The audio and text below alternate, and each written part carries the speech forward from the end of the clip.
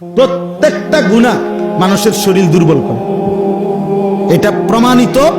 সাহাবীদেরও কৌল, চিকিৎসা বিজ্ঞানের দৃষ্টিতে আপনি খবর নিয়ে দেখেন। তাহলে এই শরীর তো ভিতরে খোলস হয়ে যাচ্ছে, নারী দেখতে দেখতে, ছবি দেখতে দেখতে, অশ্লীল দৃশ্য দেখতে দেখতে, উলঙ্গ ছবি দেখতে দেখতে, নিজের হাতকে নিজের লজ্জাস্থানে অবৈধ ব্যবহার করতে করতে শরীর শেষ, যৌবন শেষ। বাহ্যিক দেখতে না বোঝা যায় ছেলেটা দাঁড়ায় আছে, আসলে ভিতরটা কিচ্ছু না।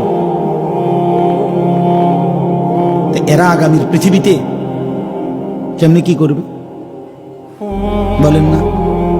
সারা দিনে যার 2 ঘন্টাও পরিশ্রম করতে মন চায় না, সে আগামীর সময় মেহনত করবে কেমনে চাচা? বলেন আপনাদের আমলের, বলেন আপনার আমলের চাচা, আপনারা মনে করেন তো আপনাদের বয়সকালে ছোট 18 বছর, 17 বছর, 14 বছরে কি পরিমাণ মেহনত, খেতে খামারে মানুষ কাম করছে, কি পরিমাণ, সেখান থেকে তো বড় হয়েছে এখনকার মুরব্বীরা। কিন্তু এখনকার এই জেনারেশন কিভাবে বড় হইতেছে? হ্যাঁ,